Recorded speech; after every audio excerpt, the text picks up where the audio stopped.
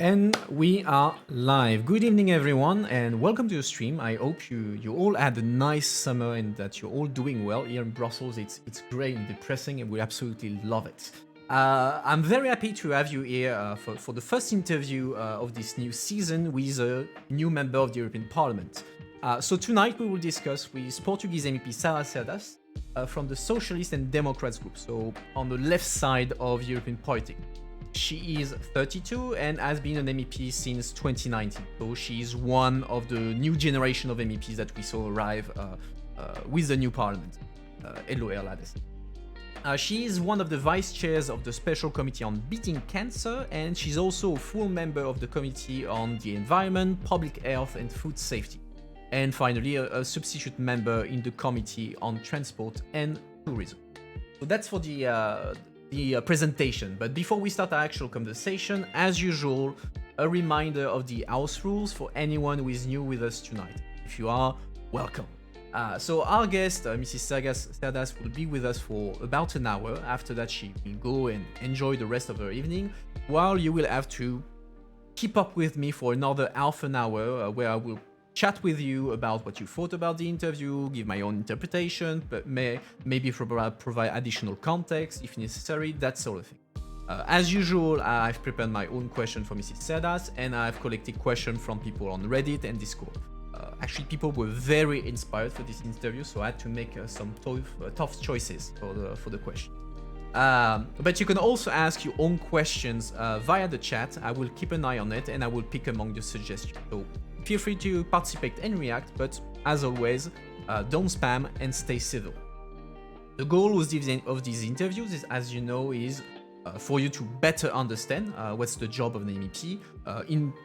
For tonight, who is Mrs. Cerdas, what are her priorities, and maybe some of her opinion on the general EU political question. So I try to invite a variety of MEPs so that they may share their opinions. So opinions that you may agree or not, but that's not exactly, no one cares about that, in a way. The aim is for you to observe this diversity and build your own opinion, while my own role is to facilitate the discussion without judging or taking any stand on the substance. So we will not go deep into policy discussion so that you don't get lost, and we will not touch on national politics unless it's relevant to EU politics. Reason for that is simple. I don't know much about Portuguese national politics, and people are not there to hear about Portuguese national politics or French national politics, and so on and so forth. So keep that in mind when asking your question in chat. So without further ado, let's get into this. So good evening and welcome to you, Mrs. Cerdas. We are very happy that you accepted to come over there tonight with us to do this interview. So you heard me already explain it to our viewers. The goal of tonight is to put faces on the European Union and help people understand better what's happening in Brussels. Tonight, we will get to know you better and try to understand what you actually do and think about the EU. So perhaps to start off our discussion nicely, could you briefly introduce yourself and to the audience, and we'll pick up from there. Yeah, so good evening. Thank you very much for having me here. I must confess that from your introduction, I feel that the stakes are quite high. So let's take the most out of this hour. Brief introduction beyond what you already said. I'm an MEP. I work mainly on health and environmental issues, but also issues that are related to regional development. As you can see from behind me, I come from an outermost region. It's called Madeira, from Portugal. So I also follow transversal issues and many other EU policies that I hope we have the opportunity to talk here tonight, and I actually look forward to your questions, so I'm going to stop it there. I'm not your usual politics that would like to talk and talk and talk, so I like to keep it short and simple. Perfect. There will be a new thing here. I'm very happy to have finally someone who, contrary to me, can speak short and stick to the timing. You will see I forget myself sometimes. Anyway, so I got a lot of questions for tonight, and before a lot dealing with what you said, health policy notably, but also since I know that when we start going into policy, we go down the rabbit hole in fascinating, and we keep talking about it for 45 minutes. First, I would like to tackle the easier question, the question that I got about the job of MEP in general. So one question I had from Reddit is about the relationship between MEPs and their party. So in your case, back in Portugal, so this person was asking whether MEP are in contact with their party outside of European Parliament. So in your case, do you talk to your current government, given that your party is part of the Socialist Party within government? So how does it work? Yeah, that's a really great question, because one thing we don't realize is this is one of the biggest democratic elected chambers in the world. And what happens here, we are at the European Union level, but we are elected by nationalists. From those nationalists, it depends on the different election methods. For instance, I was the name given out from Madeira, from the Socialist Party, the Madeira section. So I'm representing that region. I have conversations with that, of course, with my party back home. But I also need to have the doors open and all the channels open to the government in Madeira, which is from another party. We're talking about the regional government. So I try to have a really good relationship with them. Why? Because we're dealing with EU matters, and sometimes it directly relates to what's happening back home. At the national level, of course, I keep in contact with my own party, but also again with the different governments and the ministries related mostly to the areas I follow. And this is important, and I would like to say not only governments, but also civil society and those institutions that are closely related to these issues. So asking a lot of feedback on this matter, because as you know, the EU lobby is really strong, but we also need to be able to look back home and also at the national level, and also maintain conversation with other governments, for instance, from other parties, from other EU member states. So this is, when I arrived here, someone told me, you need to wear a lot of hats and you need to please a lot of people, because sometimes what is being voted can be okay for Portugal, but can hinder my region, for instance, or not be so good for my region. Can be the other way around. Can be that my party goes away, but for my country or my member state or my region, it's better to go a different way. And all of this takes a toll on us. So we need to have these bridges, these channels of communication quite open. So hence, it's a really good question. We cannot be here alone. We need to work as a team, and also with the different levels there are. Yeah, you can't be stuck in an ivory tower, so to say. We cannot be in the EU bubble. We need to go much beyond the bubble. Otherwise, it just doesn't work. And speaking of outside the bubble, so you mentioned that you come from the civil society. So how and why did you go into politics and then became an MEP? What's your experience? Yes, that's how was my experience beforehand. So I have an active role in different associations.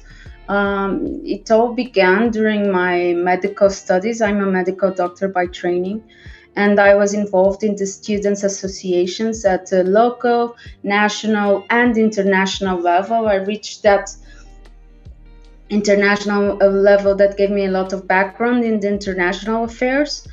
Then afterwards, during my post-graduation, my specialization in public health, I was also representative. I also had taken on active roles.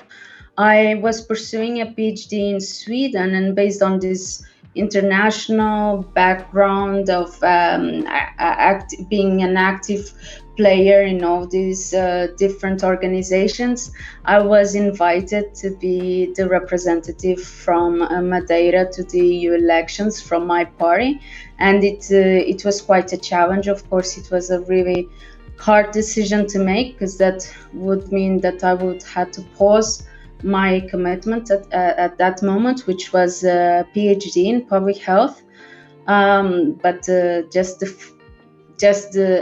fact that I could represent so many and had this role and be a change was more than enough, of course, for me to accept this challenge. And I see my legislature as a mission, so I don't see it as my profession. I'm a medical doctor. I'm not a politician. As a profession, I'm here as a mission, so I'm here as a representative of, and that's what I've been taking from the last 2 years, and I hope I keep on doing good work for the next 3 years.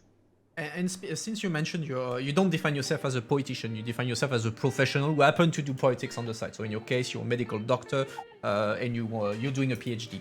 Someone on Reddit was actually asking a bit about that. So the person was asking how many MEPs, in your opinion, are dedicating more time to their private remunerated activities, so their own job, than the time that they give to being MEPs? And would you support yourself a law that would force MEPs to exclusively be MEPs and not have any kind of side gig? That's a very interesting question. We're getting harder. I reckon I'm going to be I'm going to be completely honest with you. When I accepted this, I was in the middle of my specialty in public health as a medical doctor in training, in specialty training, already a medical doctor. I was a PhD student, was halfway there, and I could have carried on doing those things on the side, but I see this position as 100%. This is a mission you take. It's not a regular work or it's not even a regular profession. So you're representing someone, and that needs your full attention. And when we start at the parliament, we need to fill in a paper stating all our interests and all the activities we pursue. That file I had only I'm being only an MEP. But with the pandemic, I had to work on the backstage a bit, because it's my field, it's public health. I have a stream on epidemiology, so as you can understand, it was important for me to work during at least the early months of the pandemic. So I had to redo and rewrite that paper stating I'm also doing medical doctor activities, but my position should be this is a 100% on the post position. If there should be a law or not, that's something that needs to be discussed, but I'm just stating how I'm doing it. I'm 100% focused on being a representative here at Parliament for Portugal, of course, but also for the whole of the EU. Okay, and one last question on the general job of MP before we dive into the EU, the policy stuff. So someone asked, and you hint into that already. The question is, how often do you vote against your own European political party? So for instance, would you ever consider voting against the position of the S&D if they supported something that you would see as detrimental to your Portuguese electorate? That's an interesting question. So there's some statistics on that.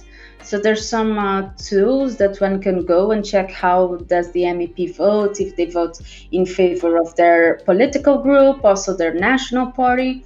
And I guess I'm more than 90% there, but it's not 100%, because it's all the diversity we have in the EU. And that's something that we acknowledge.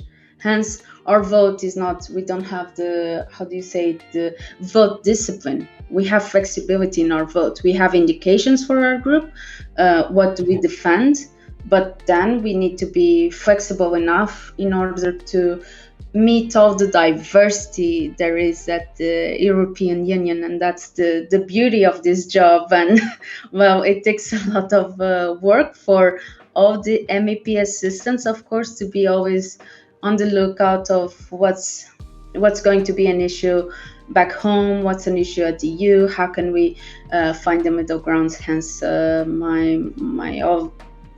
my applause goes to all the people that help us do this job, which mainly are the MEP assistant.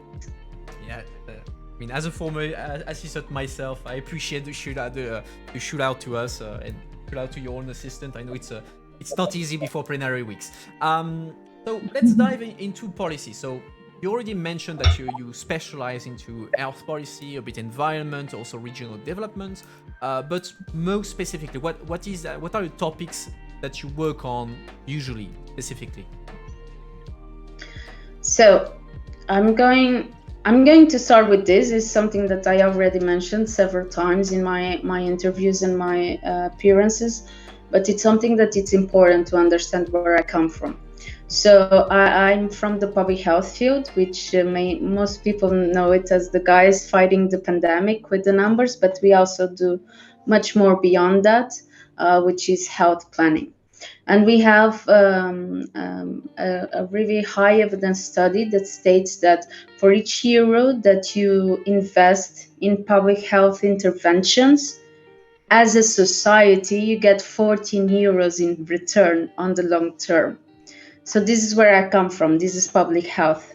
And we know our goals, our results is to improve the health and well-being of the populations at the long term through the organized efforts of society and work on prevention of disease, promotion of health.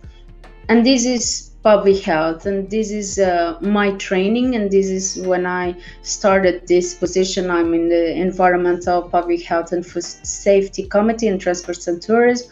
But if you think on the more abstract terms, public health relates to all the different sectors. So there's many actions that one can take.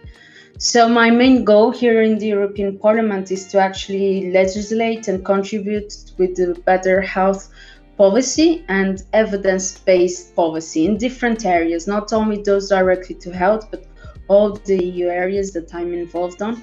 And that's my main priority, because that will lead to better health and well-being for the population, not only in the EU, but also for outside the EU, for third countries, because we have so many relationships with the third countries outside of the EU. And so I know it's a very utopic goal, but this is what we work toward. This is kind of like our mission statement, but our vision is what we aim to achieve.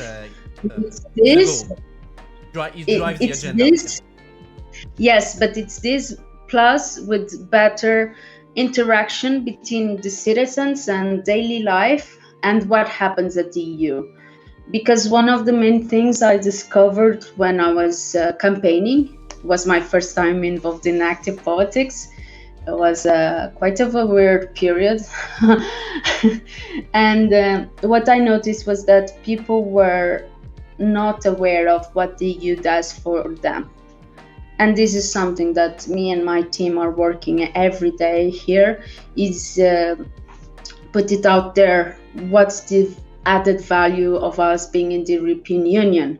And we are all from an outermost region, most of us in the office, and it has a different meaning, because most of the development we've seen through our growing has been due to the EU, because but that's not something that it's acknowledged, so we're trying to improve that. Yeah, I see, and I know it's. I mean, even at the Commission, I know they fight a lot about this recognition aspect, especially when you're talking about regional development, because they're always making sure that there is the little European flag next to every single construction site that is being made with EU money. But going back In the to data, it's very, very yeah, small, it's that very flag. small. I I even need think to that go there with a zooming lens. yeah, I know in the commission, I'm sure that they have a specific size for the flags. So I'm sure they check that. But going back on health policy, so you work a lot on that. But historically speaking, health is a national policy. So what role can you take health policy, and how far should it go? How do you prepare this articulation between EU level and something that is at the core a national policy? Yeah. Historically, health has been a national policy, but on what we have on the treaties is that provision of healthcare is a competence of each member state, but protection of public health is a shared competence between the EU and member states. And that should be our focus. That should be our goal. That's how we make sure that what's going on right now with COVID doesn't happen on another pandemic, or the lessons are quite learned. So what we are working now is to deepen and work towards a true European health union, because it's different when it's provision of healthcare. When we talk about public health goes much more beyond just healthcare services, and that's something that most policymakers are discovering right now. But in the field of public health, we already knew that, and it's something that the WHO has been advocating since at least, I don't want to say something wrongly, but at least since 2007 with the social determinants of health, which is the conditions on which people are born, work, and live, and how they influence their health. And I'm talking here about education, living conditions, watering, accessibility to sanitary measures, our cities, if they are healthy, our air quality. So as you understand, I'm talking about EU policies here. And all of these factors influence one's health and population's health on the overall. So there's a lot we can do in the EU in regards to health, but I'm not talking specifically on the health sector. And this is something that we need to disentangle. And a good example has been with COVID, as we understand that this was a health emergency that extrapolated so much more beyond the healthcare field, and it touched a lot on different societal sectors. And it's the same for health and public health, more specific. I'm just taking notes at the same time for the debrief later, because it's very interesting. You brought up COVID, and I mean, as you may imagine, a lot of questions were about COVID, because people knew you were working on health policy. So I think it was yesterday or the day before, the Commission announced very proudly that we reached the 70% vaccination rate across the EU, and I think in Portugal it's even 80%, so congrats. So are you happy with this result, or could we have done better, or could we still do better? I'm really happy with that result, and I don't want to touch too much on that water, but I think it's something that needs to be mentioned, because those are good results. But we're talking about a pandemic. It means an outbreak that has gone beyond 2 continents or more. In this case, it reached the whole world. And unless we immunize most of the world population, we're going to be talking about this for the next years onwards. So with this specifically, I'm speaking about some member states are discussing the importance of giving a third doses of vaccines that were only 2 doses before. My opinion is that we need to follow science and have the best evidence, and that third dose should only be safeguard for those that are mostly immune compromised. So it should not be to the whole population. And what I see now, it's that some countries have started that process of the third vaccine, and it's quite unsettling. And to paraphrase Dr. Tedros, it's immoral to be speaking about the third doses when most of the low and middle income countries haven't received significant amounts of vaccines. This is a pandemic, and it should be a global effort.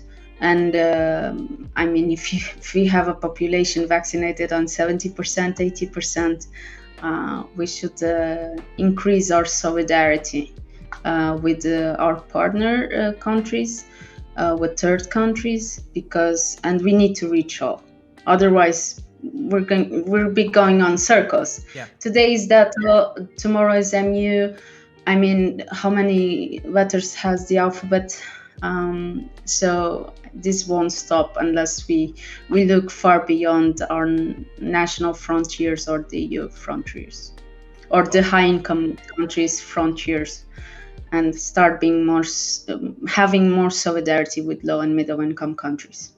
Actually, you anticipated and already answered my next question, which was on the third doses, because indeed, as you mentioned, the third doses actually is not recommended by the WHO at the moment, but indeed it's a topic of debate. So you already answered, so let's not...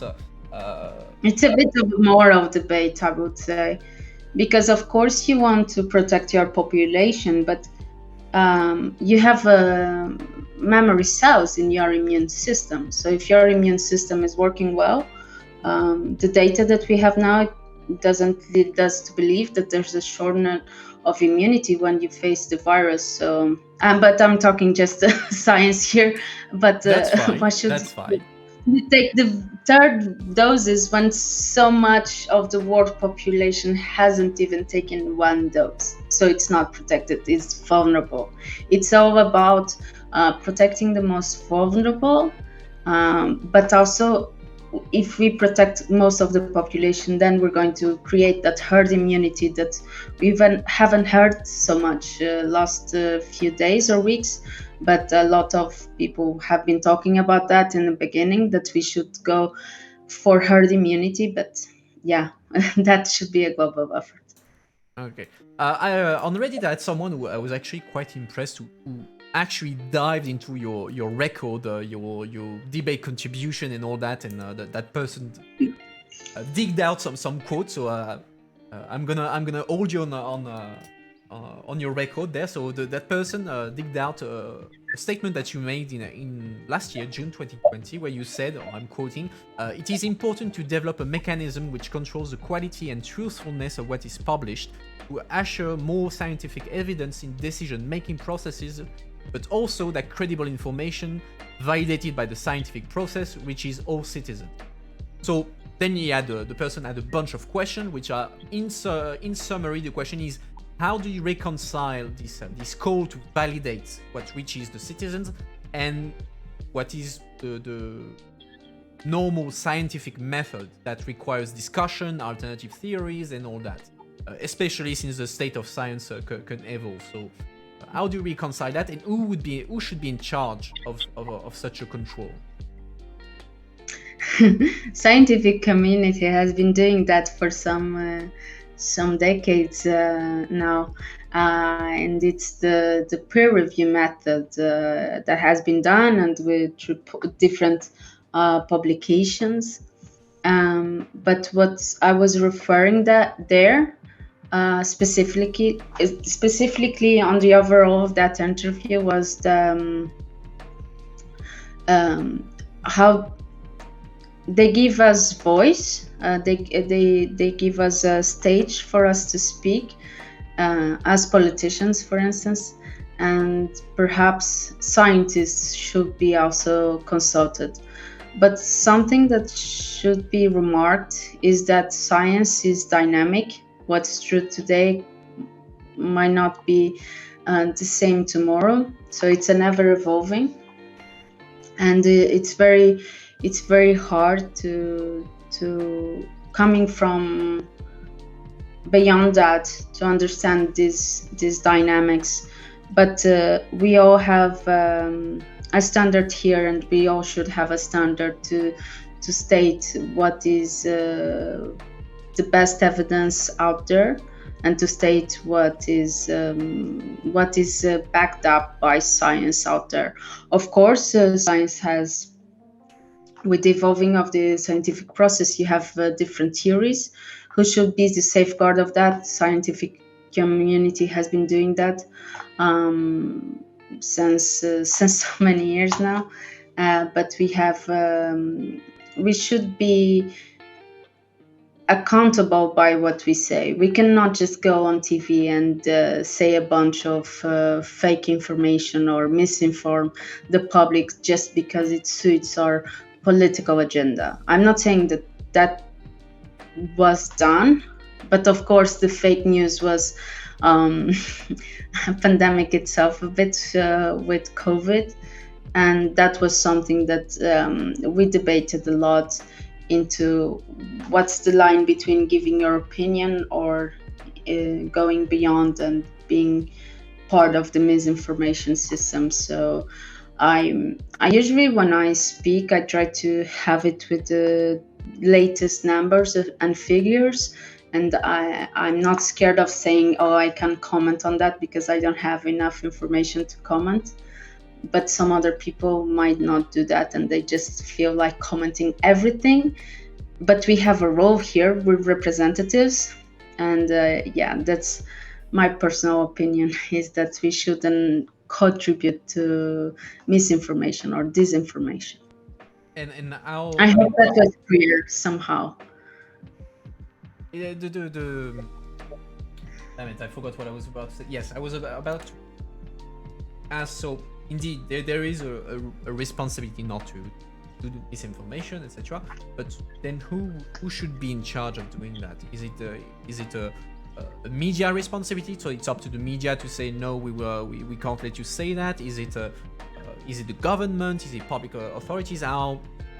Who ultimately should be able to say no? What you're saying is wrong, is misinformation. You can't say that. Tough question, I know, but there's a free of speech there, but I would say that anyone that's in this role has a responsibility and should be accountable. And this is something important. What we say matters. So hence some more caution on how different information is portrayed.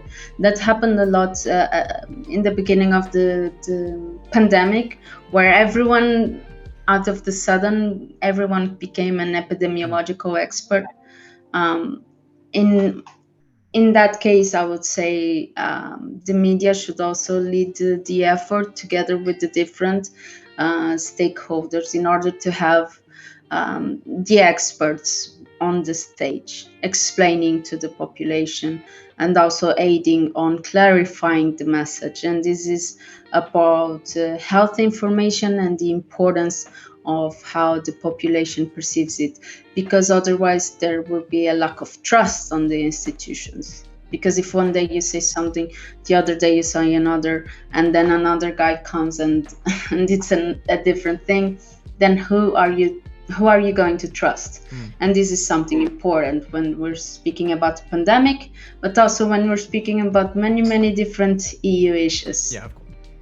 And do you feel like there's been progress on that front since the pandemic started?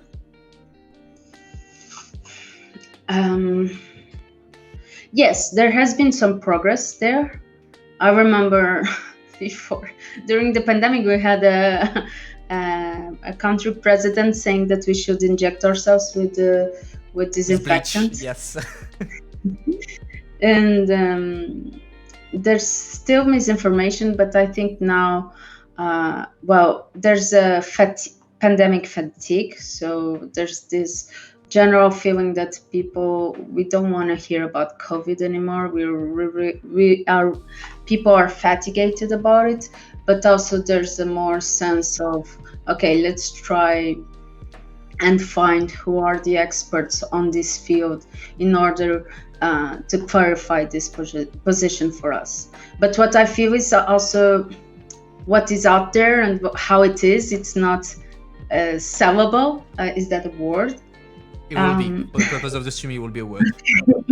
Okay, so sometimes what is out there doesn't sell, and they like to poke us against each other because that's more entertaining.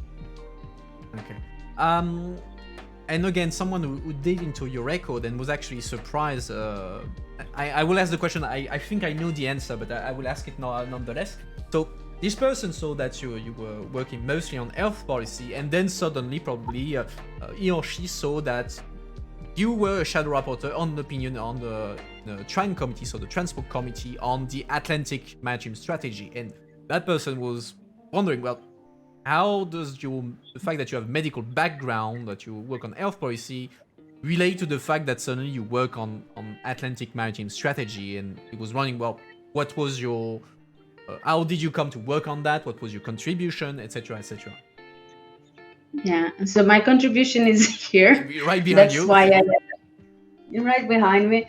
That's how I ended up with that file. It was quite interesting to work in different policies. So here at the Parliament, we work in many different fields. Some of them are related to our background, but others not so much.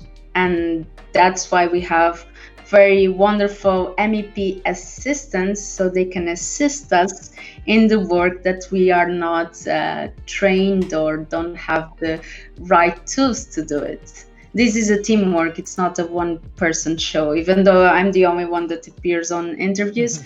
But there's always a team behind us, and that's how we end up on different files. I'm very glad I got the opportunity and work with that file, because it's also very important for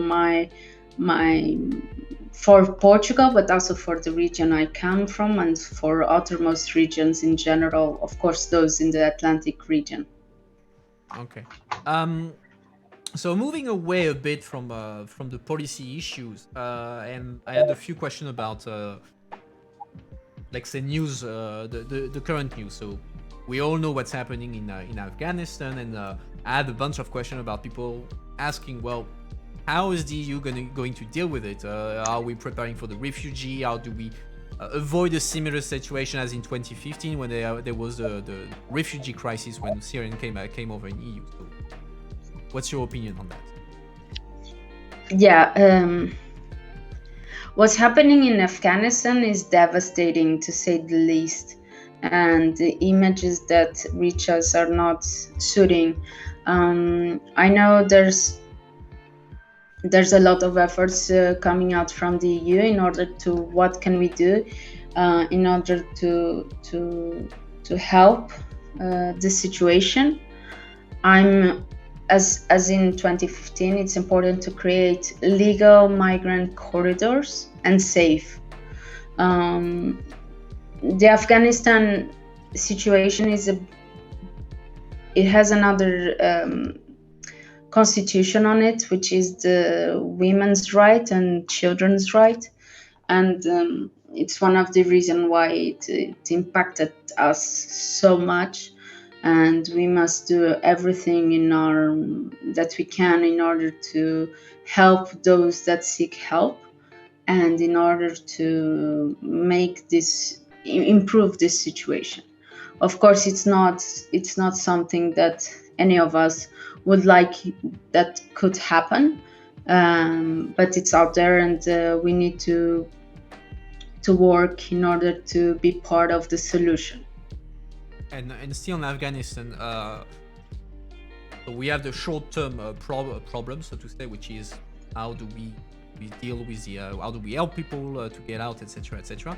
But next question is, now, whether we like it or not, the Taliban are in power. So do you think the EU should engage with them? Should they boycott them? How do we deal with it? Engagement is not the same as recognition.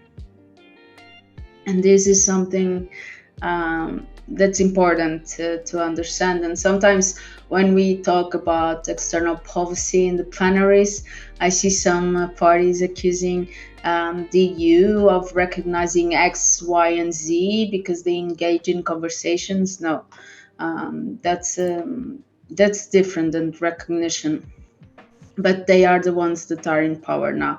I'm not an expert on external policy, and it's really hard for me to comment so far beyond on what should or shouldn't happen. Pretty sure you could find much more MEPs more suited to comment on those. But my stance is what I already mentioned, that we need to guarantee that those seeking help can get the help needed in a safe and secure way. Okay, well, perfect. Moving away from Afghanistan and going, well, actually back home in Portugal. So, as you well know, and maybe some people already know, Portugal just finished its 6 month presidency of the EU, so the first semester of 2021. So, looking back on this presidency, do you think it was a successful presidency? Yes, but it's not only me. It was a quite successful presidency. It had different marks throughout its 6 months. It wasn't an easy presidency, of course, with the pandemic ongoing.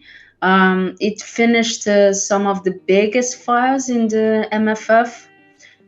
So the MFF is up and running. It finished the new generation, so that countries can have accessibility, member states can have accessibility to those financial instruments, which are so helpful to the short and medium term response to the social and economic outcomes out of the pandemic.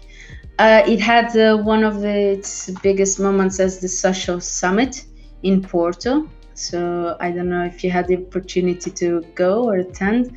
It was important to have an outcome out of that summit.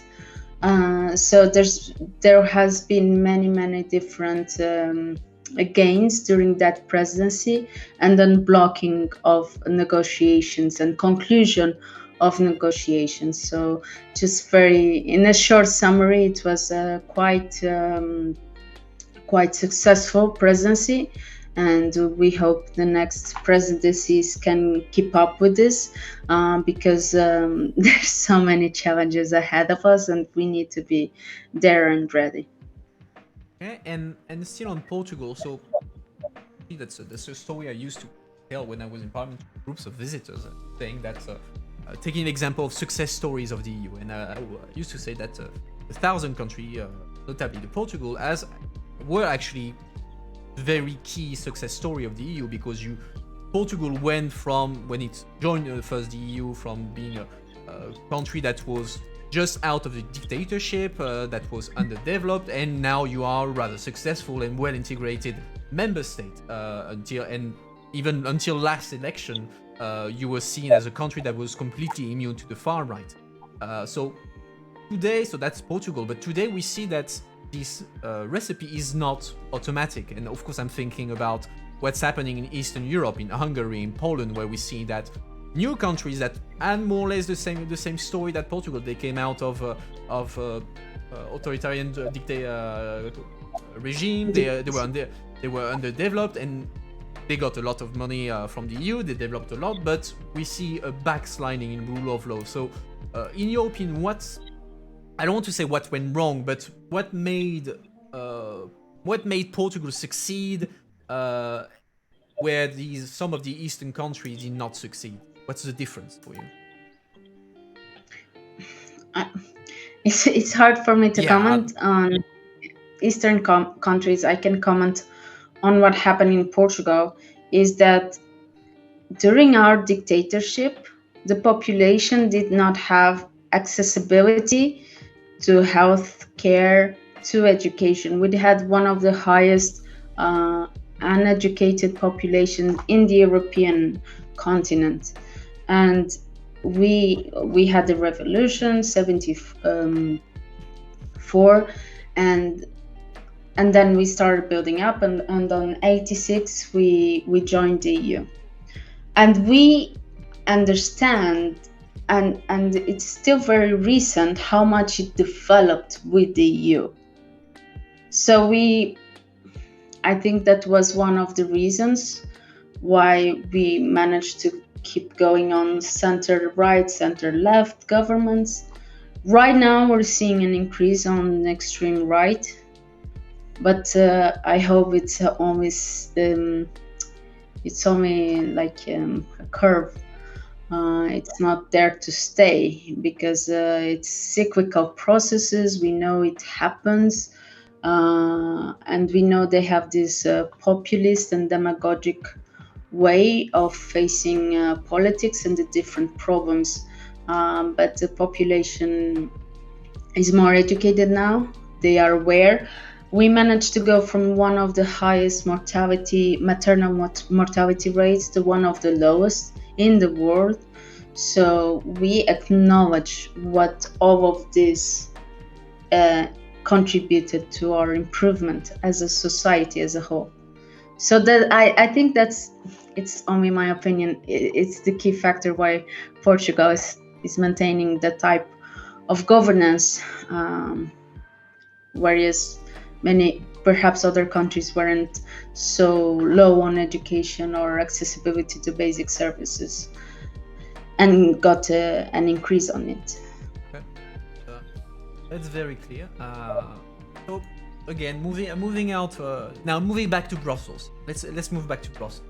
To more institutional question. So, first question is gonna be the tough one, I would say. So it's actually two questions in one.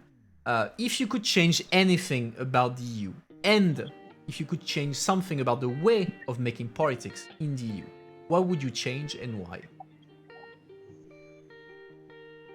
Oh, I Tough should one, have I know. I should have received this question beforehand, so I would have time to think. But what would I change? Just engagement and engagement of how we do politics, make it more lively, make it more engaged with daily life of the citizens, and try to poke a bit the EU bubble. Okay, I don't know. No, that's good. That's a good. There's no wrong answer. It's perfectly fine. Okay, Don't worry. great. Don't worry. It is actually quite another point. We see on the spot what comes to mind. So don't worry. It's a perfectly valid answer. Okay. Speaking now of the parliament, so as you know, the parliament doesn't have the right of initiative, so you can't create your own law. You have to wait for the commission to come up with a legal proposal. So do you think that the parliament should acquire this right of legislative proposition, so the right to propose rather than just reject or accept? Yeah, I think it's something that's going to be discussed during this conference of the future of Europe. Again, another win from the Portuguese presidency. We managed to unlock the negotiations and make it happen. But I think that will be discussed there. But as I stated at the beginning, we are a chamber directly elected by the citizens, the only EU institution as such. In the council, it sits the different national governments. In the commission, it sits the different commissaries that we had approved, but they were appointed by their governments. I'm here just as a result of an election, so somebody out there voted for me directly to come here and represent them here. So yes, I do believe the parliament should have that capacity, and it's something that will be tackled during the discussions. Let's see how it goes. We now have the initiative report capacity. That means that we do an initiative report, and then the commission needs to act on it.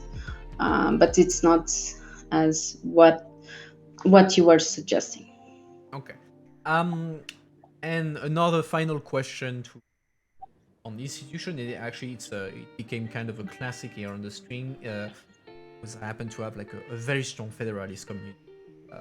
Funny because I'm not myself a federalist. But anyway, the question is: do you support a federal union?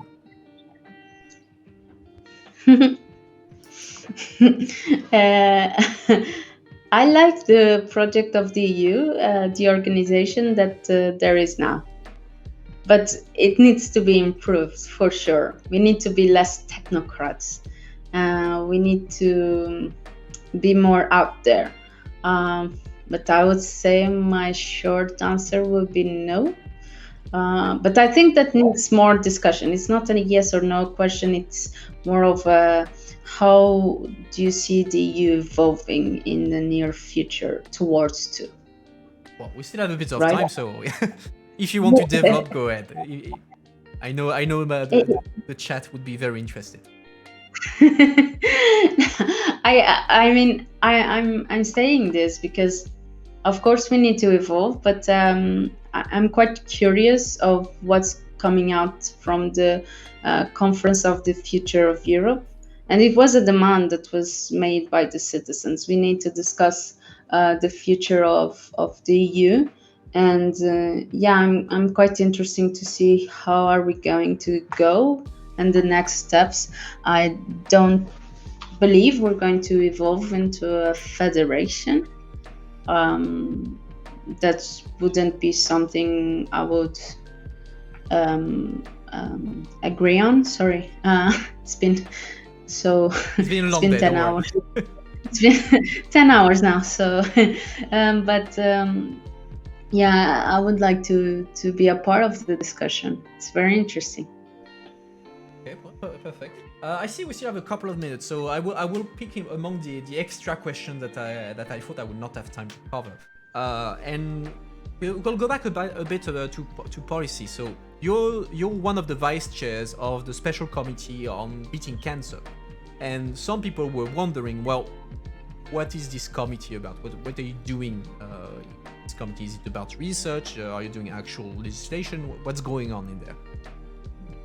It's everything related to cancer. It's all the different stages of cancer, from prevention to palliative care to treatment to cure, through accessibility, research. So what we have now is that cancer has been one of the flags from this commission, and they have released the European Beating Cancer Plan. This special committee, has the duration of 15 months now in order to assess what's out there and come up with its own initiative report, which actually I was just reading before this interview, because we are now in the process of making the changes, which are called, as you know, amendments. And it's a very comprehensive report. It's being led by my colleague, Véronique Trillet-Lenoir. She's a French MEP from Renew, and she's also an oncologist, meaning a cancer medical doctor. So it's quite interesting to have that perspective here. But all of us in the committee are contributing with it. We had a lot of auditions to experts in the different fields of cancer. For instance, how does artificial intelligence relates to the treatment of cancer? That was something we discussed, just to give you an example. And there's many other different discussions.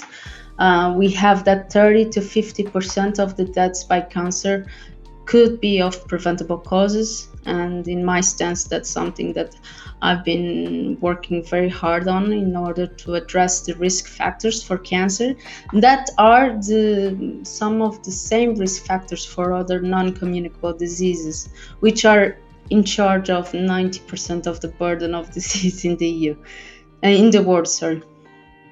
Okay. Well, so it's something that, if done right, it can have a lot of results, not only for cancer but also for other non-communicable diseases, such as cardiovascular disorders and many other.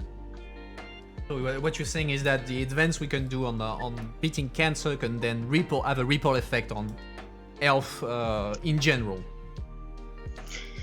Yes, in general, and specifically for different diseases. For instance, if we're going to tackle the risk factors of cancer, and just talking about tobacco, alcohol, physical activity, And those are same factors that are also for other neurological, musculoskeletal, cardiovascular disorders. So it's going to have that effect on other diseases that are not are directly linked with these different risk factors. Well, I'm looking at the time, and we're reaching the end of the hour. So, what I would suggest is that, well, first, I would like to thank you again for coming here, and I would give you the final word before you leave and end your 10-hour long day. That I think you earned some rest, and that I can start the post interview. So, I give you the floor for the final words. Sorry, I lost some of your... Can you repeat what you said? I lost some of the sound now. No problem. I was just saying that we're going to conclude, so I was giving you the floor to say your final words to the audience, how you would like to conclude. Yeah, I would like to conclude by stating it has been my utmost pleasure to be here. It's always a privilege to be able to speak about my work and what we do here at the European Parliament and at the European Union. And if you're interested in knowing more, you can also follow up on the discussion here on Twitch, but also on the different social media. And I would like to congratulate you for this initiative. I think it's quite important to put this out there, sometimes with not so easy questions, yeah. But it's important to make us, to show us to the citizens. We're here to represent you, so it's also important for you to know us a bit more in detail. Well, it's my pleasure to have you. Thank you very much. Chat, make sure to thank her. You can see her Twitter hashtag on the screen, so make sure to follow her on the social media. And again, thank you, Mrs. Cerdas, for your time tonight. I bid you a good evening, and chat, stay here. We're gonna start the debriefing. See you in a minute. Bye, Mrs. Cerdas. Bye. Thank you very much again. Have a good night and good discussion. Alright guys, time to debrief. So it was a good interview. I'm happy of the start of the new season. Lot of stuff we covered. So let me just close my Zoom call. Perfect. Hey, and so thank you. Oh wow, you're very generous to the community. Thank you, and thank you for the. Oh, Snow, you were not subscribing. I will remember that. I should have a message. Maybe Mepassistant will remember that. Anyway, back on track. So, do I have actually the chat? Yes, I have the chat on screen. So if you write, it's good. Typical Snore. Exactly. I mean, it could be worth. It could be Chris making puns. So we dodged the bullet there. Anyway, back on track. So good interview. It was rather interesting. We haven't talked a lot about health policy in the first season. So that was quite interesting, especially the last bit on the committee on cancer. Actually, I haven't followed at all this committee, so to me it was news, and it was quite interesting. Because I managed to avoid health during a pandemic. See that's the streamer instinct there. There's a streamer instinct here. We know where to get the audience and get them what they want. So let me take back my little notes to see what I can comment on. So something that was interesting. She said at the very beginning, one of the first questions actually, when I asked her about the contact between MEPs and the outside party, and she went beyond that actually because she spoke about, yes, she is in contact with the national party, of course, with the government, but also with the regional government that she said in Madeira is not from a political party, so that can make for interesting discussion. But they have to band together sometime because, well, there is the common interest. I see that Nightbot is struggling. I really need to fix that automatic thing. Actually, I'm gonna give you one. Does it work? God damn it! It doesn't work. I really need to fix that. I'll do that later. Anyway, So yeah, I think it was an important thing to say because indeed, like she said, the MEP needs to wear a lot of hats. You need to wear your MEP hat, the fact that that you need to represent the EU in general. Technically, you don't represent only the Portuguese, only the French, the Germans, whatever. You represent in theory every single European citizen. In practice, you only represent the citizens of your country and your constituency, but well, that's a theory. But you always stay in contact with your region, with your national government, so that's in Parliament. In Brussels, there is what we call the permanent representation, the PERM reps, which are basically the member states' embassy to the EU. So they are the ones who do the work in the council, but also are the interface between MEPs and the government. They are the ones who would tell the MEPs from all parties. So when they are in touch with MEPs from all parties to let them know what is the position of the government on this issue. So in my case, when I was in Parliament, I would receive like the notes from the French PERM rep that would say, okay, on this file, the French position is this.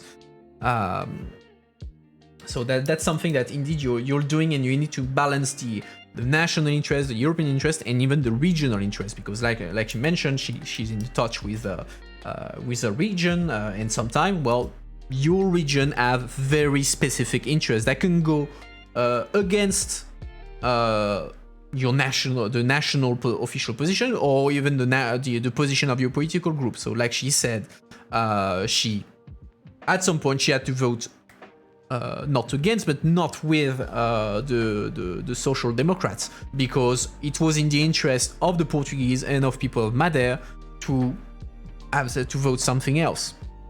So what did Nightbot? The Thalys train, exactly. Well, a little bit interesting. I wonder if they will implement it again for the French presidency. Actually, it never stopped. It's still in place. So since 2008, you have this Thalys train, and it's always been there. So I think it's next week or the week after. There's a plenary, so there will be the Thalys trains that will bring people from Brussels to Strasbourg. So it was launched by the French presidency in 2008, but it stayed ever since. So it's paid by the Parliament, and I think, but I couldn't check that. So don't quote me on that. I think the French government is also still paying a bit for these trains. So it's not something that stopped after the French presidency. Only for the important assistant, not the poor people like us. It's not only the assistant, but yeah, it's only a train that can be used by institution people. So the people from the Commission, from the Parliament, from the Council, they can get the reservation on the train, up on the trains, and get to Strasbourg. And it runs. There are 2 trains on Monday morning and 2 trains on Thursday afternoon. To bring people back from Strasbourg. Otherwise, without that, you have to either take a car, you have to take what we used to call the slow train. So that's why I was taking back actually when I was an intern. So you were taking the train, a Belgian train that was taking you to Luxembourg, and then the train to Strasbourg. So indeed, it was taking 5 hours, but that's 5 hours in theory. Then the train usually was late, so it was more like 6 hours. I think I was taking the train at 7 in the morning, something like that. I was arriving in Strasbourg around 1 p.m., 2 p.m. Because there was obviously problems on the line. So it's quite a nice change then when you use the actual Thalys, because you leave at 9 and you arrive there at 12. So it's a 2 hour and a half, 3 hours train drive. Anyway, trains are very interesting, but that's not what we were talking about earlier. So yeah, the idea that MEPs have to be in contact with their citizens, with their region, with their government, with their party, and they have to switch between different ads and do a balancing act, basically. Second point I noted, the side jobs of MEP. So like she mentioned, so she said that during the pandemic she had to start being a doctor again, and so get a remuneration, I imagine, being paid as a doctor, and there is indeed like many MEPs that have a side job. Some of them it's their regular job that they still do on occasionally. So some of them are farmers, so they still are farmers at the same time as being MEP. Some are no, they can't be lobbyists. Some are standing in some like I forgot the English name, but the company chairs. So I know for instance that I think Guy Verhofstadt is like has dozens of positions in companies and stuff in the board of the companies. He has dozens of them. He's being paid for it. So actually, I think he's among the best paid MEP through his side jobs. Freudian slip, would you lobby for? No, I don't. Where did I do a Freudian slip? I don't think I did. But anyway. So yeah, a lot of MEPs have side jobs, and it's been a regular debate whether MEPs should only be MEPs or should they be able to do something else. Because I mean, you have some MEPs who are professional politicians, so they have been elected for decades and that's their job, and other no, assistant can't be a lobbyist. MEPs can't. I mean, assistant, of course, they can't be lobbyists, but MEPs cannot be lobbyists. You have special rules in the parliament that restricts a number of jobs that you have that you take. So you can't. It has impacts on lobbying, of course, at the council. If you're a lawyer, that sort of thing. You have restrictions on what MEPs can do at the same time. Yeah, where was I? Yeah, so yeah, you have debate on whether MEPs should be able to have a side job or not. And some MEPs argue that, some people argue that it's good for them to have a second, another job, because that's their real job, and they won't be MEPs, they won't be politicians all their life, so they need something to get back to. And also that's something like actually a lot of people who have side jobs are actually doctors. They're practicing doctors, so they say yeah, it's also an occasion for them to be in contact with people, to talk with their constituency, not to be stuck in Brussels and only do Brussels stuff. So that's their argument. And on the other side, people say yeah, but MEP is a full-time job. You can't be half. You have to commit, which is also a good point. So it's a balancing act. And I don't think there is an absolute good or right answer, a good or wrong answer there. It's about putting boundaries. Next up, what do I have? Yeah, the loyalty of MEPs to political parties. So that's something I already discussed a bit when I was talking about the link between the MEPs, the government, and the regions. And she also mentioned it herself. It's the idea that in parliaments, for the wide majority of votes, you do not have what we call a whip. You do not have mandatory votes. So MEPs are free to vote however they want. They can choose to follow the line of the political group, or they can choose not to. In most cases, and that's, I mean, to an extent, that's pretty logical. They follow the instruction of the group. But in some cases they don't, because either they don't agree personally with the position of the group, because they are a different national position for X, Y, Z reasons. So you have some groups that are very homogeneous, in the sense that people will stick to their group. So I'm thinking about the EPP, the Greens, to a good extent the S&D. So these groups are. You will find MEPs who vote 90% of the time, if not more, with their political groups. And on the other end, you have groups that are more divided. The typical example of that is the centrists. So Renew is usually divided. It's not the case on every vote, but it's not rare to see the Renew group split in half, like you have 60-40 division on big votes. So it depends on a lot of factors, of course, because you have different national traditions and all that, but all that to say that you don't have, except on the most important votes, you do not have vote discipline to an extent. Meaning that, when I say except on the big votes, it's for instance on the vote on the budget, on the vote to designate the president of the commission, and on some politically very sensitive topics, then the political groups will enforce a form of vote discipline, in the sense that usually it's what we call whip 1, whip 2, whip 3. It's an order of priority in terms of how mandatory it is to vote for the with the group. So sometimes it's it's absolutely mandatory to vote with the group, or you're being kicked out of the group. Other time it's if you want to vote differently, you need to let the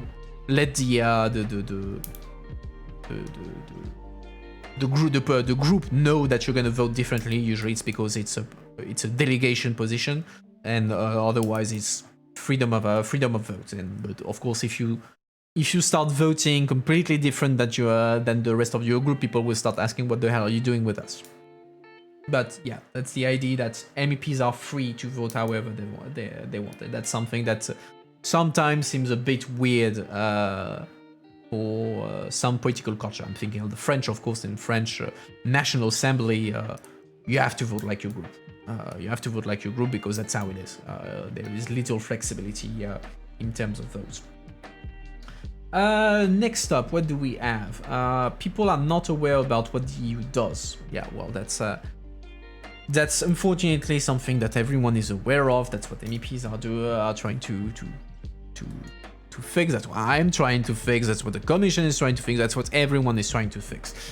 So that's pretty much our job, and that's why I'm actually quite a few MEPs are happy to come on stream to do interviews, because for them that's the occasion to speak about what they do, to let people know about what the EU is doing. So they're quite happy to do it, especially when national media don't cover a lot the EU policy. So for them, that's a bit of oxygen to be able to speak about what they do.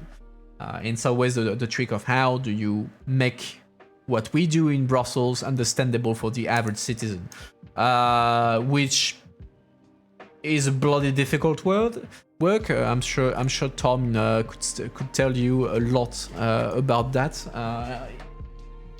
And how difficult it is. I mean, especially when in the Commission you have very strict guidelines on what you can or cannot do in terms of communication, because the Commission can have a tendency of being afraid of its own shadow when it comes to communication. But yeah, you get the gist of it. It's difficult, and that's why we do initiatives like what I do to spread the good work, as Ikaros is saying. Next up, outermost regions, like she's from Madeira, so islands in the middle of the Atlantic Ocean. It's important. The EU is, like she mentioned, the EU is very important for these regions because in many cases it's one of the main source of investment that they will get. Of course, the national state is investing in their own territory, of course, but the EU is investing a lot through the regional funds, and within the regional funds you have specific funds for the outermost regions that require specific care, additional investments. Also, in some cases, they have like a specific status where they don't necessarily have to follow every single European rules. They can have like some different set of rules because they are very isolated. They are. I mean, in some cases they are literally on the other side of the world. So they need some flexibility, some special rules for them to be able to develop. So the EU is always a big source, very important for these regions, and you will see the MEPs who come from this region. They are very much pro EU because they want their regions to get that EU money to be able to actually live and develop, basically. Next up, COVID. COVID. Like Ikaros said, I managed to dodge that for most of the pandemic. Now I can't dodge it. I think she was very clear on her position, especially on the third dose. The fact that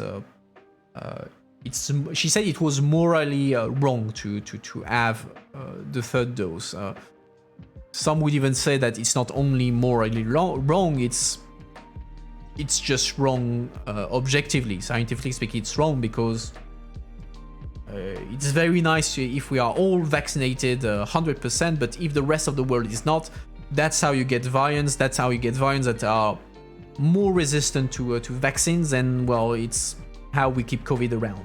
So I would even say that it's beyond the moral aspect. It's scientifically speaking, you need to get the rest of the world vaccinated. And I don't remember the other stats. I may be saying something wrong, but I think I was reading that like less than 5% of Africa was vaccinated. So that's you had some crazy numbers about that. And indeed, you have some debates about whether there should be a third dose, who should get a third dose, because of course, if we're speaking about giving a third dose to very vulnerable people, so the older people, the people with immunodeficiency, those people need the third dose because they need to prop up their immune system. But giving a third dose to younger people who don't have specific medical conditions, then can be seen as a bit of a waste, even if, again, politically it's a bit complicated to explain to your voters, well, actually, I could vaccine the rest of you, but first I'm gonna send the vaccines away.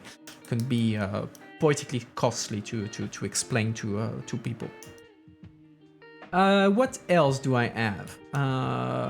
Actually, yeah, that's something I was not impressed, but that is rather unusual. She said she was against the idea of the principle of politicians commenting everything.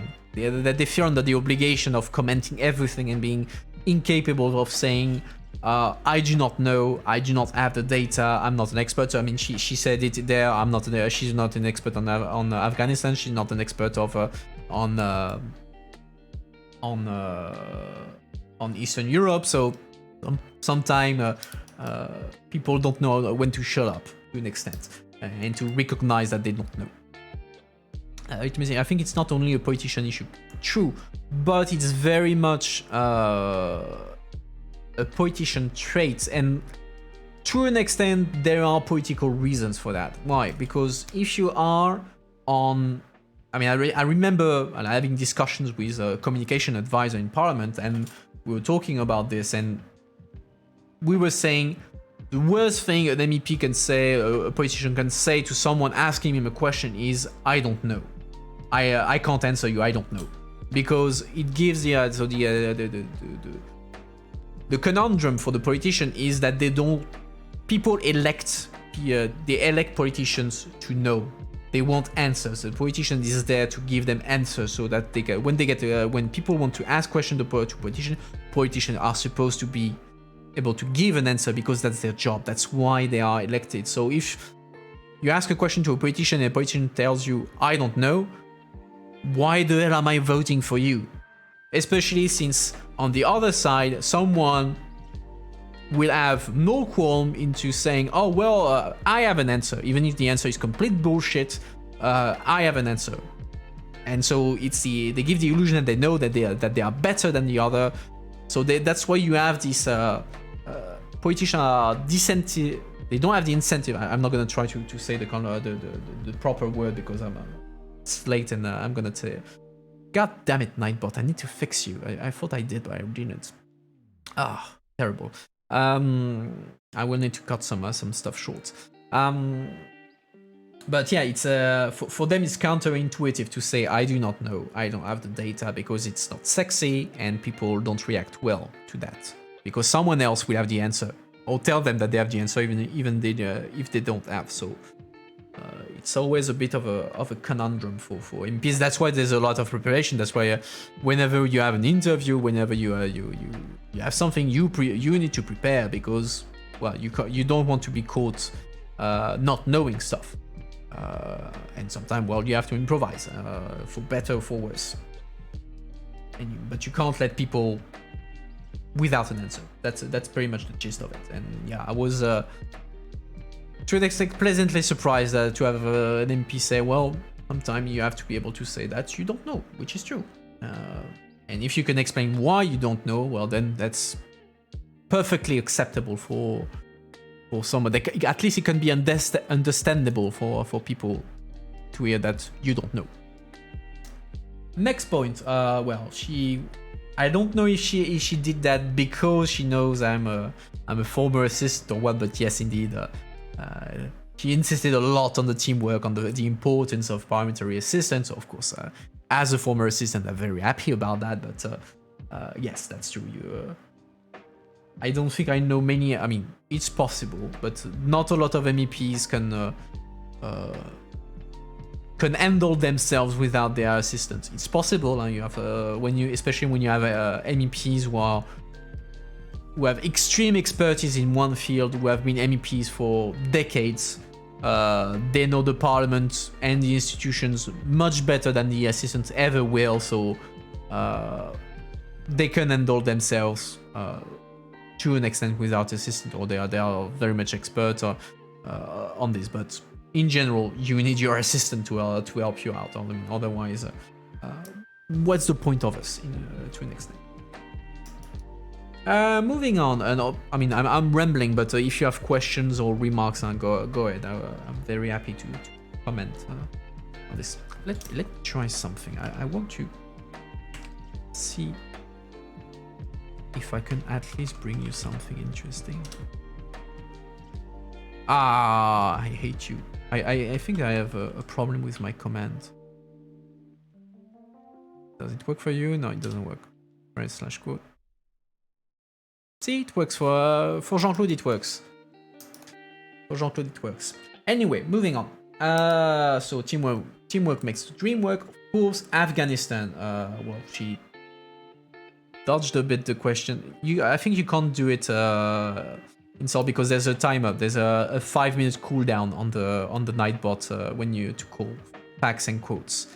Because I mean, I only have I think I have like what 150 facts and quotes. So if I let you go crazy with it within 2 streams, I will be out of fun facts and quotes. So there's a 5-minute cooldown. So yeah, Afghanistan. She confessed that she was not an expert on that. She was not too keen on speaking about it, which why not? I mean, she's not an expert on that. That's perfectly understandable. But the worries about the refugee crisis are real. They become politically acute. I mean, this week the EU ministers were meeting to discuss what the EU should and can do to deal with this, because and that's interesting because there are 2 sides now to the migration policy. I mean, it has always been one of the most complicated issue at EU level, especially since 2015 with the refugee crisis. But what we saw in the past few months is that on the one hand you have like the genuine refugee flow, the Afghanistan, people fleeing Afghanistan, and the Taliban rule, and people can understand that. But at the same time, a few months before, we have seen a weaponization of refugees with Belarus. So Belarusian actually funneling refugees, inviting people to come from Iraq, from elsewhere, to come in Belarus, so that they can then throw at them in a way to the EU countries, to Lithuania, to Estonia, etc., to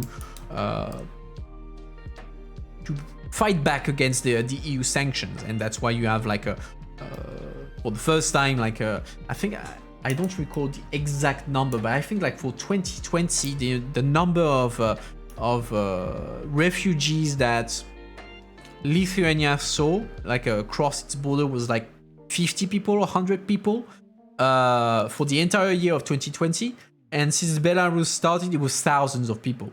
So you see that there is this temptation, again, to do some hybrid warfare by weaponizing refugees to create problems within the EU. So that's why you have a lot of concern. You can see in Poland that things are heating up as well, because I don't know if you read the story. So actually you have a group of it was a few dozen, I think they are Syrian, or I think they're Syrians, a few dozen Syrians who are at the border between Belarus and Poland, and no side is letting them go out of the no man's land. So the border, the Polish people the Polish authorities are blocking the border, and the Belarus border is closed as well. So you have these people that are stuck in between countries and can't do much because neither side is letting them in.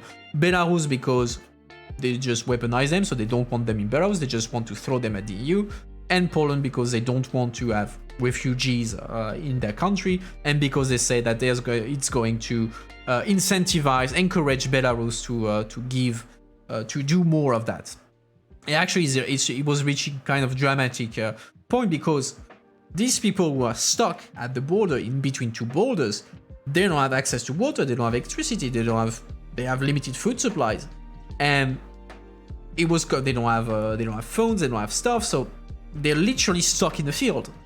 And they decided that, well, you should give them food, you should give them water, but then again, it's a conundrum, because the Polish people, the Polish authorities are saying, yeah, we have stuff, we are ready to give them food, etc., but we want these resources to come from the Belarus side, not from the Polish side. And the Belarus people, they don't want to do anything. So again, it's a complete political conundrum about that. The left helped the right with the need. We need to avoid a repeat of 2015, but to an extent, it's true. We need to avoid a repeat of 2015, because not only was it a complete mess to deal with, but if you look at Germany before 2015, take the far right, so AfD, Alternative für Deutschland. It's non-existent. It's a fringe party that is against the euro. No one wants to vote for them in Germany. No one wants to vote for the far right. And after 2015, they used the refugee crisis to actually get, for the first time, far right MPs. And at some point, they were the first opposition to the coalition. So, to an extent, the push of the left, or even part of the right, to say we don't want a repeat of 2015, because actually 2015 helped a lot the far right, because people they were able to feed on the polemics and to rise. And we cannot turn the refugee into a political weapon for internal reasons. And now Belarus, for example, weaponized them. Indeed, they were weaponized. They were already weaponized for internal reasons.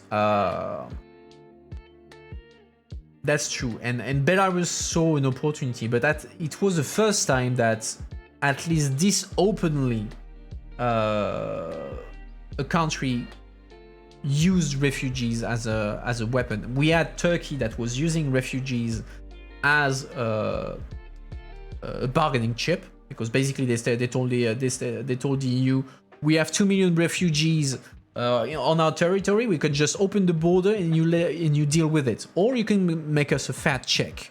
And you gave the fat check because they don't want to have thousands upon thousands of people suddenly arriving in Greece and then in the rest of the EU. And Ikaos, you're right. The Moroccan did that as well a couple of months ago. They let, I think, 10,000, maybe it's a bit much, but either 2,000 or 10,000 people go across the Moroccan border. So if you remember, there are actually Spanish enclaves in Morocco, Ceuta and Melilla, And usually the Moroccan authority don't let anybody pass. I think the number of people who illegally crossed the border between Morocco and Spain was like a few hundreds in 2020, and suddenly they let thousands of people go across in Spain. Officially, they of course they say, oh no, we're protecting the border, but unofficially, of course, they let people go and they encourage them to go. The reason for that is because they were pissed at the Spanish government, because I think, yeah, it was the Spanish foreign affairs minister that allowed the leader of the Polisario Front, so the separatist movement in Morocco, to go in Spain to receive medical treatment. He needed medical treatment, and Spain accepted that he came to Spain to a hospital to do the medical treatment that he did. And so Morocco was pissed off about that and opened the borders to send a clear message to Spain: don't fuck with me. And Spain received the message, because the foreign affairs minister who accepted that got fired over that. So yeah, it did work. So there is definitely a knowledge. The border country, the neighboring country, know that they have something. They have a bargaining chip against the EU through refugees, which is deeply cynical, but that's how they do it. But Belarus went a bit further than that. I mean, we had already seen that when they just did air piracy, when they forced that plane to come down to capture a Belarus journalist. So it's a real thing. It's a real thing, and it's a real problem. And so the idea that the left and right, to go back to what. Russia shelters large number of refugees, as far as you know. Yeah, I know there was at some point. I remember back in 2015. So when there was the managed to close the border between Turkey and Greece, then there was at some point people were going by the northern route. So they went by Russia and then entering Finland. So indeed, there was indeed a number of there was at some point a northern route via Russia, indeed, and I can't remember. I know that it was used, but I don't remember back then if there was a policy of Russia to let them go, so that it to put pressure on the EU. I can't recall, so I can't say. But yeah, it's a real thing. And what else do I have on my little piece of paper? Because I see time passing, so we're not gonna stay much longer. Yeah, and the final thing that she mentioned was the right of initiative for the European Parliament. So the European Parliament, as I said, cannot initiate legislation. It needs the Commission to do it, to propose a text, and the Council, to an extent, can strongly suggest to the Commission to take a legislative proposal, and the Commission usually does that, but Parliament does not have it. But at the beginning of the mandate, van der Leyen, the Commission the President of the Commission, she did commit to the Parliament to create a form of initiative, of parliamentary initiative, in the sense that if the Parliament was asking through initiative reports new legislation, then she was committing that the Commission would follow through, that they would look into doing the not only look into doing, but actually do the legislative proposal that the Parliament was asking. In practice, I don't know to which extent it happened. So to an extent, I think it was more of a political promise to please the Parliament than anything. But it's indeed one of the topics that will be on the table at the conference for the future of Europe. So this big shindig to talk about how the EU should evolve. So with the involvement of citizens, etc., etc. So I'm sure that will be something that will be discussed, but again, that would require reopening the treaty, so you would need the member states to agree with it, because of course, if you want to reopen the treaties, you need the member state to all agree. Otherwise, there is no treaty change. So that's gonna be an interesting fight again between the parliament and council. Anyway, anyone having any further question, remarks, or anything before I start my conclusion? I do not see anything, so I will conclude. So, I hope you enjoyed the interview. After review, I have a question on new schedule. Well, perfect. I was actually going to speak about it. Okay, I will answer that right now. So, there is asking. So the next stream, for those of you who have not followed the first stream I did on Monday, I will be streaming more. Basically, I will be streaming 4 or 5 times a week now.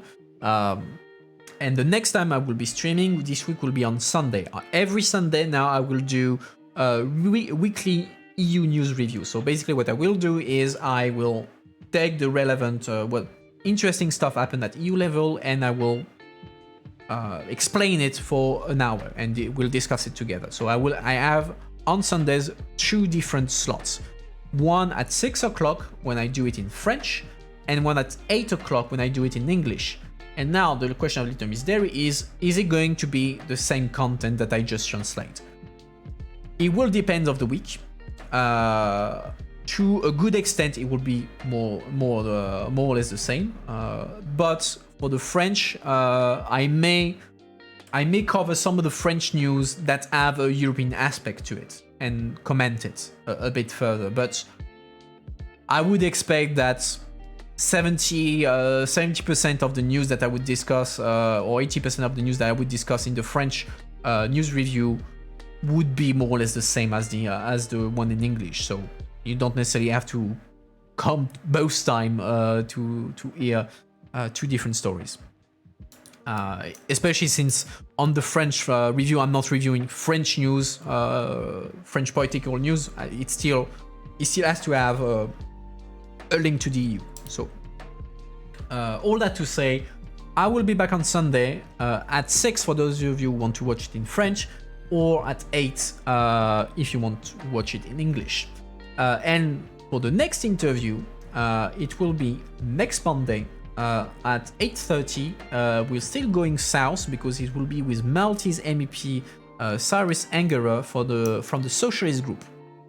So we are staying south and on the left on Monday. We may have another interview next week, but I'm still working out the details with the potential MEP, so I won't say anything more at this stage. Anyway, as always, I hope you enjoyed tonight's content. Don't hesitate to follow me here on Twitter, on Discord. It helps the channel a lot. You can see all the links in the bio. Thanks for the new sub. Thanks Insol for that. And on this note, I wish you all a good evening, and I will see you on Sunday. Bye everyone.